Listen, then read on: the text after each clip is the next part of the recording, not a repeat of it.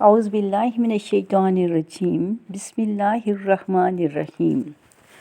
9th class کے پیارے بچوں، میں نے سوچا کہ میں آپ کو تفسیر اس طرح سے بتاؤں کہ آپ کو پوری ایکسرسائز کرنے میں آسانی ہو۔ مطالعہ قرآن حکیم کی کتاب کے سورہ الفرقان کی میں آپ کو تفسیر بتانا چاہوں گی، ہر رکوع کی علیحدہ۔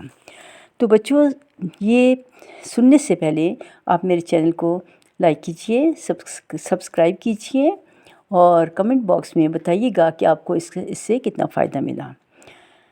تو جب آپ سبسکرائب کریں گے تو اگلی ویڈیو آٹومیٹکلی آپ کے پاس آ جایا کرے گی۔ تو آج میں آپ کو سورہ الفرقان کے پہلے رکوع میں اللہ تعالیٰ کی حمد و ثنا بیان کی گئی ہے کہ رب العزت نے کفر اور اسلام میں فرق کرنے والی کتاب قرآن مجید نازل فرمایا۔ وہ ذات رب العزت کسی کا محتاج نہیں، ہم سب اس کے محتاج ہیں۔ اور بتوں کے بارے میں واضح کیا گیا کہ یہ تو خود اپنے آپ کو ڈیفینڈ نہیں کر سکتے، اپنا نفع و نقصان نہیں پہنچا سکتے، تو یہ کسی اور کو کیا نفع و نقصان پہنچائیں گے؟ یہ بے بس اور مجبور ہیں۔ کفار نے قرآن مجید کے بارے میں کہا کہ یہ جھوٹ ہے، اس میں پہلے زمانہ کے لوگوں کی کہانیاں بیان کی گئی ہیں، اور رسول صلی اللہ علیہ وسلم کے بارے میں کہنے لگے یہ کیسا رسول ہے جو کھانا کھاتا ہے، بازاروں میں چلتا پھرتا ہے، اللہ نے ان کی جگہ فرشتے کیوں نہیں نازل کیے، اس کو خزانہ کیوں نہیں دیا گیا؟ کہنے لگے اس پر جادو کیا گیا ہے، نعوذ باللہ۔ اب دوسرے رکوع کے بارے میں آپ کو بتانا چاہوں گی کہ دوسرے رکوع میں سورہ الفرقان کے دوسرے رکوع میں مشرکین اور کفار کے اعتراضات کا جواب دیا گیا۔ یہاں جنت اور جہنم کا نقشہ کھینچا گیا۔ جنتی لوگوں کے لیے باغات، محلات ہوں گے، اور جن لوگوں نے اللہ اور اس کے رسول اور قیامت کو جھٹلایا ان کے لیے جہنم کی آگ ہے۔ جب یہ آگ بھڑک کر جوش مارے گی اور دھاڑے گی تو جہنم کے لوگوں کو زنجیروں میں جکڑ کر اس میں ڈالا جائے گا، تو وہ موت کو پکاریں گے، اور اللہ تعالیٰ جہنمیوں کو اکٹھا کریں گے، یعنی مشرکین اور ان کو جن کے لیے وہ اللہ کے سوا جن کی عبادت کرتے تھے، اور کہا جائے گا ان سے کہ کیا تم لوگوں نے ان کو میری عبادت سے روکا تھا اور اپنی پرستش کا حکم دیا تھا؟ تو وہ مزاروں والے، مورتوں والے بولیں گے نہیں، ہرگز نہیں، یہ سب اپنی مرضی سے کرتے تھے۔ اب سب کو جہنم کی آگ میں ڈالا جائے گا۔ اللہ تعالیٰ ان سے فرمائیں گے کہ اس سے پہلے رسول بھی کھانا کھاتے تھے، بازاروں میں چلتے پھرتے تھے۔ اب سورہ الفرقان کی تیسرے رکوع میں کفار کو حسرت اور پچھتاوا بیان کیا گیا ہے۔ جب قیامت کے دن آسمان پھٹ جائے گا، فرشتے لگاتار اتریں گے، کفار پچھتائیں گے کہ کاش ہم اپنے آباء و اجداد کی بات چھوڑ کر رسولوں کے کہنے پر ایمان لے آئے ہوتے، کاش ہم گمراہی سے بچ جاتے۔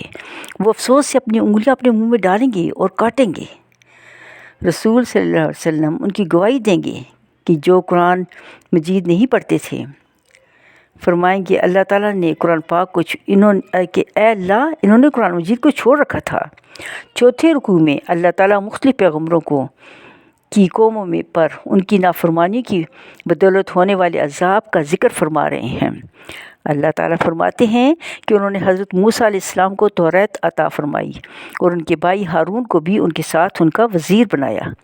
پھر ان کو فرعون کے پاس بھیجا کہ جا کر اس کو اسلام کی دعوت دیں، کیونکہ فرعون نے سرکشی مچا رکھی تھی، وہ اپنے آپ کو خدا کہلواتا تھا، اور اس نے بنی اسرائیل کو اپنا غلام بنا رکھا تھا۔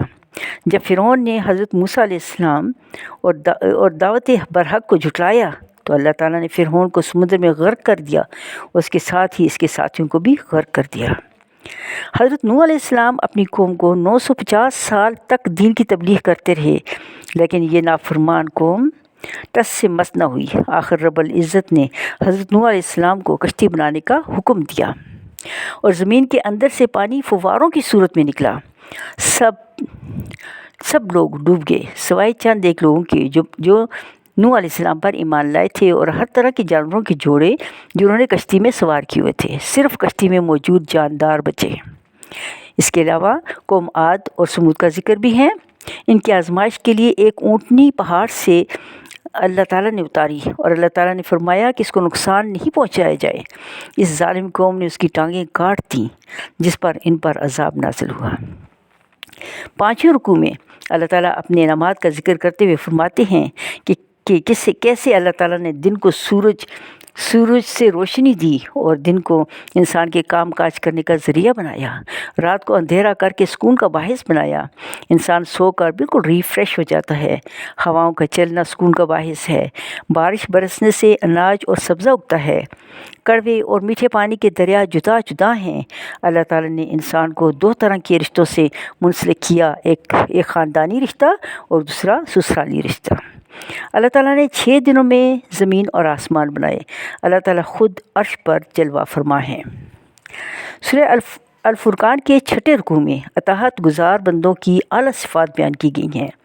ایسے نیک بندے زمین پر عاجزی سے چلتے ہیں، سلام کرنے میں پہل کرتے ہیں، راتوں کو قیام کرتے ہیں، اعتدال سے کام لیتے ہیں، فضول خرچی بھی نہیں کرتے اور نہ ہی کنجوسی کرتے ہیں۔ ڈیئر اسٹوڈنٹس، یہ ساری چیزیں پڑھنے کے بعد، ہر رکوع کی تفسیر کے بعد مجھے لگتا ہے کہ آپ کے لیے کوئی مشکل نہیں کہ اگلی پوری کی پوری ایکسرسائز آپ ایزیلی کر سکتے ہو۔ اوکے، اپنا خیال رکھیے گا۔ اللہ حافظ۔